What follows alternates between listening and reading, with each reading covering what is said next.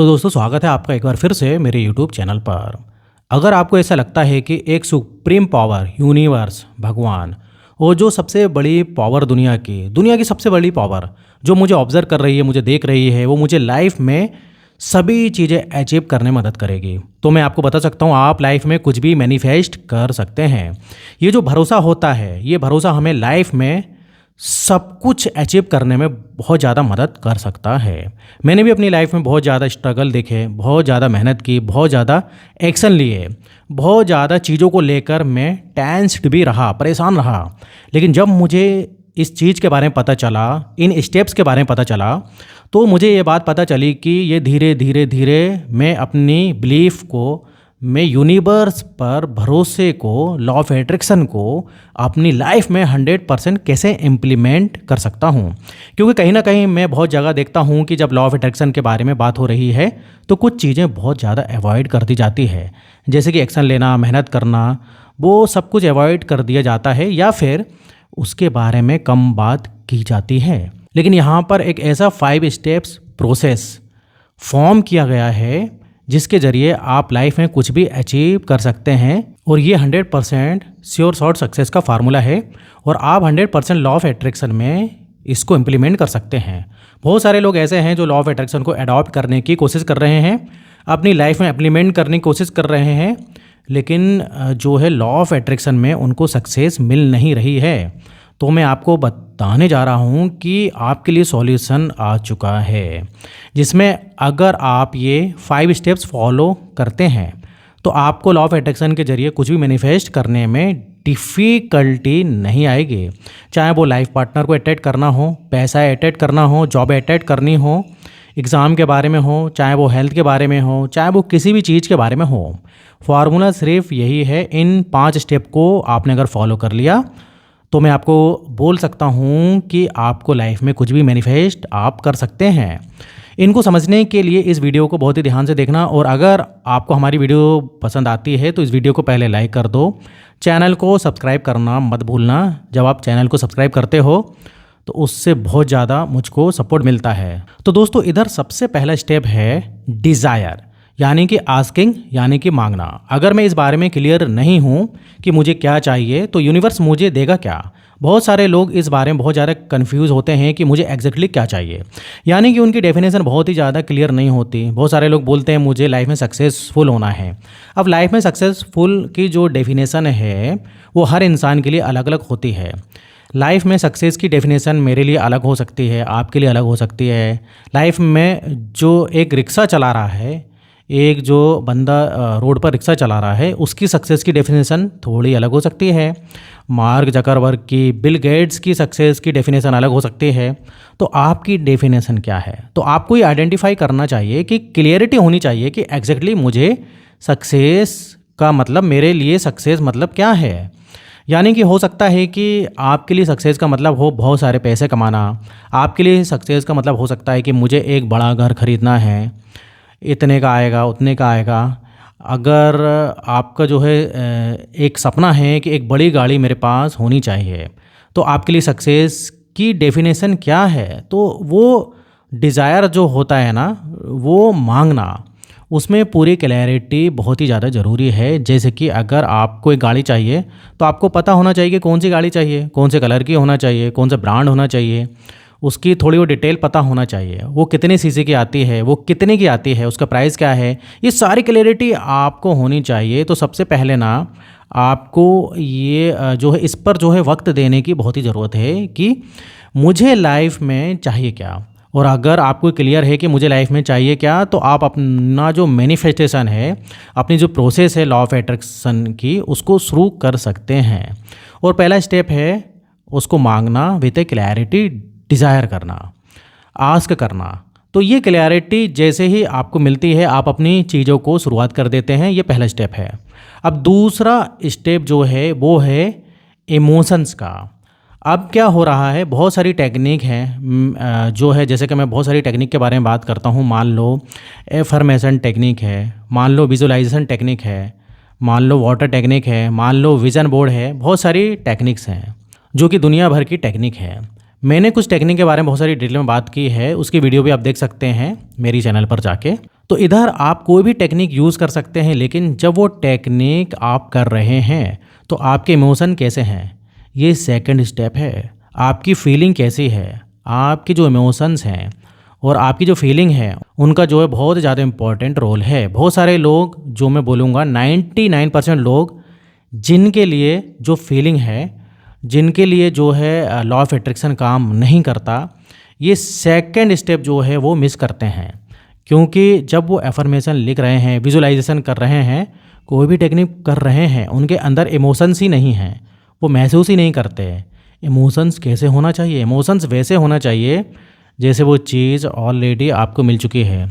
आप खुद सोचो, जब आपको गाड़ी चाहिए, आपने डिज़ायर किया कि बहुत सारी बेहतरीन गाड़ियाँ चाहिए और मुझे इस कलर की गाड़ी चाहिए, तो आप उसको विजुलाइज करो ना कि आपके सामने उसकी डिलीवरी हुई है। अब वो कितनी सुंदर दिख रही है, आप उसके अंदर बैठे हो, आप उसको चला रहे हो, स्टीयरिंग पर आपका हाथ है, वो महसूस कौन करेगा? वो महसूस करना कि वो चीज़ मुझे ऑलरेडी मिल चुकी है, और वो फीलिंग जब वो अंदर से आपको आएगी तो कैसा महसूस होगा। तो वो जो पार्ट है वो अक्सर बहुत सारे लोग मिस कर देते हैं, और वो बोलते हैं कि मेरी मैनिफेस्टेशन काम नहीं कर रही है, लॉ ऑफ अट्रैक्शन काम नहीं कर रहा है, और ये तो बिल्कुल बेकार है। लेकिन जब वो लोग फीलिंग ऐड कर रहे हैं, तब ये पूरी प्रोसेस, इसकी कड़ी जुड़ती है तीसरे स्टेप से। अब जो तीसरा जो स्टेप है वो बेहतरीन स्टेप है, वो है बिलीव करना। बिलीव किस चीज़ में करना? भरोसा किस चीज़ में करना? भरोसा इस चीज़ में करना कि आप उस चीज़ को डिज़र्व करते हो। भरोसा ये करना जैसे वो आपको ऑलरेडी उस चीज़ को अचीव आप कर चुके हो।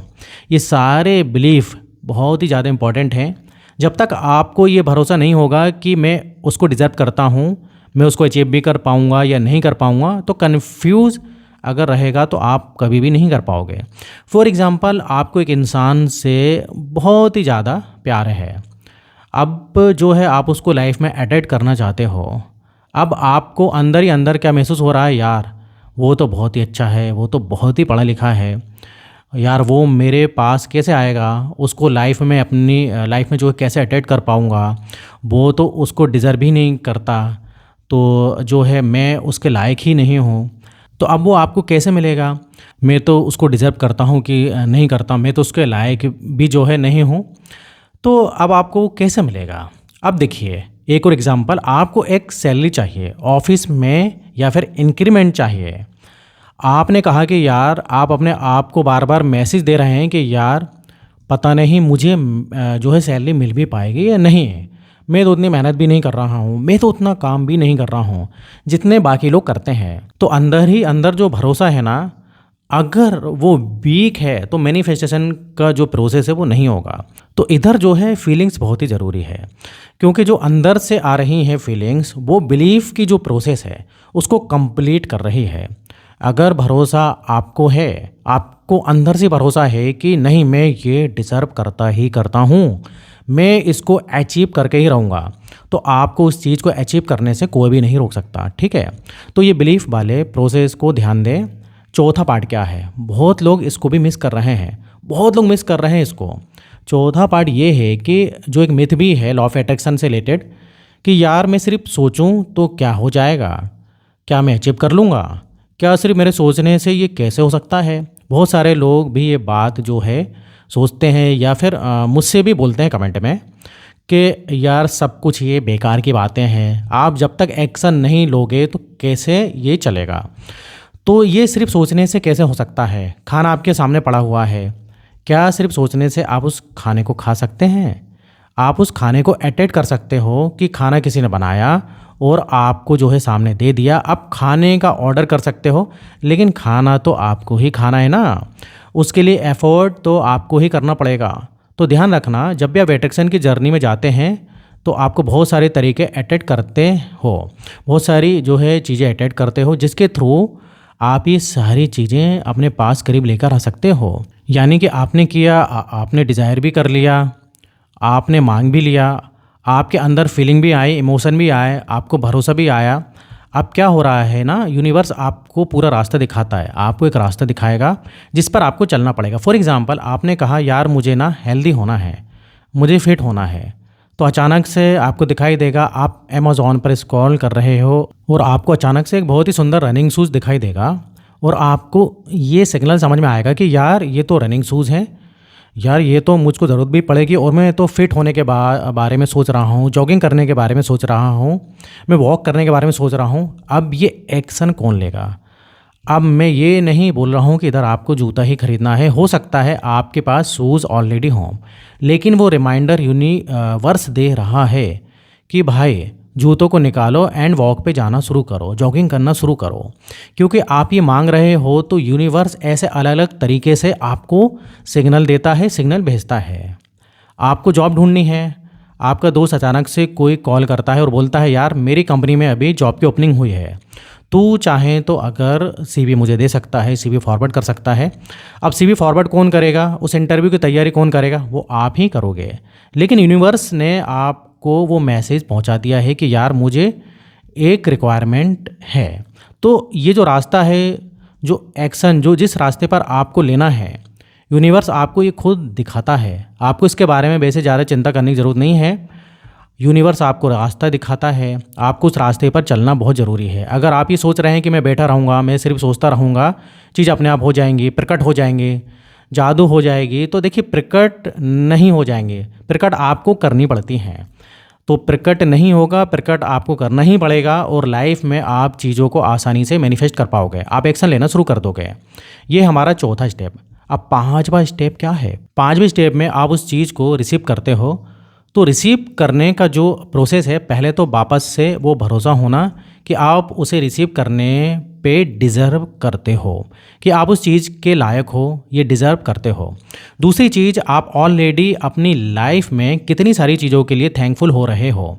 क्या आप अपनी लाइफ में बाकी चीज़ों जो ऑलरेडी हैं, क्या उसके लिए थैंकफुल हो रहे हो? क्या आपके अंदर वो ग्रेटिट्यूड है? क्या आपके अंदर से एहसानमंद जो है महसूस करते हो कि यार मेरी लाइफ में सारी चीज़ें बहुत ही अच्छी हैं, बहुत पॉजिटिव महसूस करते हो?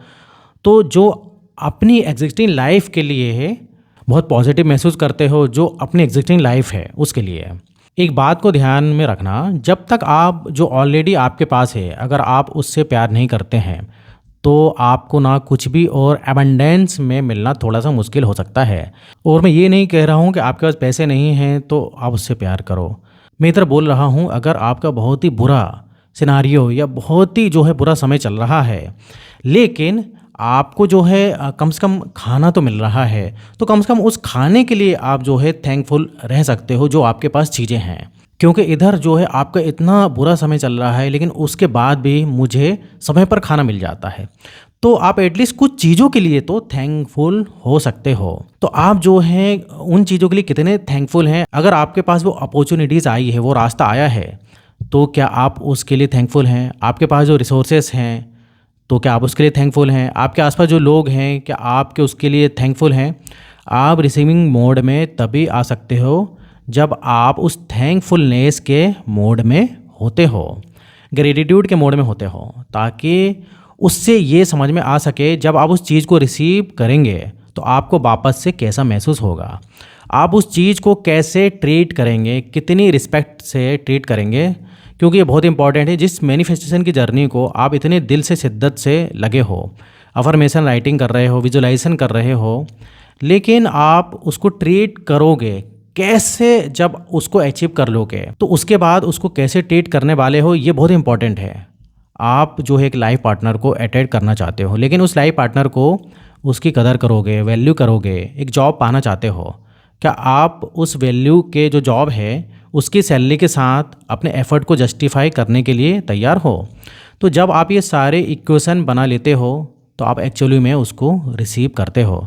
तो ये जो 5 स्टेप है ना, मैं आपको बता सकता हूँ, ये 5 स्टेप इतनी आसान स्टेप हैं जो कि समझना बहुत ही ज़्यादा आसान है, बट इनको इम्प्लीमेंट करना ना, मैं आपको बता रहा हूँ कि अगर आप जो इसको सिंपली समझ लिया, सिंपलिसिटी के साथ समझ लिया, तो आपको कोई भी दिक्कत नहीं होगी। लेकिन कहीं ना कहीं अगर आपके माइंड में किसी भी तरीके का डाउट है, आपने कोई भी इन 5 स्टेप में से कोई भी स्टेप आपने मिस आउट कर दिया, तो ये पूरी जो कड़ी है ना वो नहीं बन पाएगी 5वें स्टेप की, और आप कुछ भी अटैक नहीं कर पाएंगे।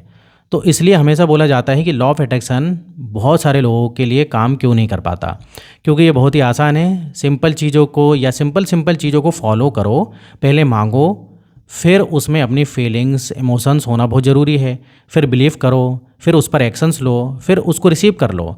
अब कितना आसान लग रहा है, बहुत सारे लोगों को यकीन ही नहीं होता कि ये इतना आसान है, बट एक्चुअली में ये इतना ही आसान है। लेकिन बहुत सारे लोग आसान समझने लगते हैं कि यार इतनी बड़ी सक्सेस आसानी से कैसे अचीव करी जा सकती है।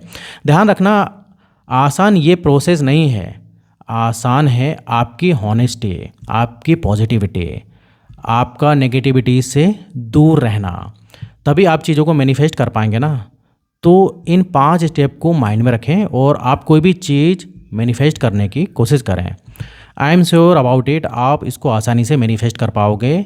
मैं भी अपनी लाइफ में कंसिस्टेंट मैनिफेस्टेशन करता हूँ और बहुत सारी चीज़ों को अटेम्प्ट कर रहा हूँ, और मैं कंसिस्टेंटली शेयर भी करता रहूँगा कि क्या क्या चीज़ें मैंने अपनी लाइफ में इसके थ्रू अटेम्प्ट की है। अगर आप भी इस प्रोसेस करने को तैयार हो तो मुझे कमेंट में ज़रूर बताना। तो दोस्तों, वीडियो इधर ही ख़त्म होता है और उम्मीद करता हूँ कि वीडियो पसंद आया होगा, और पसंद आए तो वीडियो को लाइक करिए, शेयर करिए, और अगर आपने अभी तक चैनल को सब्सक्राइब नहीं किया है तो प्लीज़ सब्सक्राइब कर लीजिए। तो आज के लिए बस इतना ही, फिर मिलेंगे नेक्स्ट वीडियो में। जब तक आप अपना ध्यान रखिए। आपका बहुत बहुत धन्यवाद।